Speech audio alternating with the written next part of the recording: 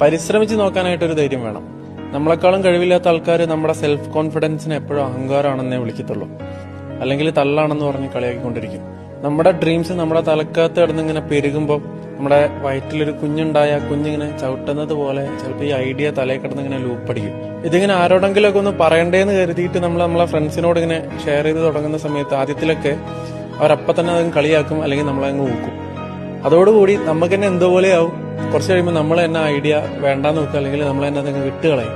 നമ്മൾ സക്സസ് ആവണമെന്ന് നമുക്കൊരു ഉറച്ച തീരുമാനം നമുക്കുണ്ടെങ്കിൽ സെൽഫ് കോൺഫിഡൻസ് അവിടെ മസ്റ്റായിട്ട് വേണ്ട ഒരു സംഭവമാണ്. നമ്മളൊരു പാറയാണെങ്കിൽ നമ്മുടെ സെൽഫ് കോൺഫിഡൻസ് എന്ന് പറയുന്ന ഒരു പാറക്കെട്ടിന്റെ അത്രയും വലുപ്പം വേണം.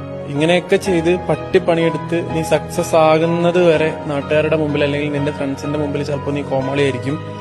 ഇതങ്ങ് സക്സസ് ആയി കഴിഞ്ഞാലുണ്ടല്ലോ, അന്ന് മുതൽ അവർ പറയും നീ ലക്കിയാണ്, നീ ഭയങ്കര ലക്കിയാണെന്ന്. Don't trust them bro. നിന്റെ പൊട്ടൻഷ്യൽ അവർക്ക് ഇല്ലാതെ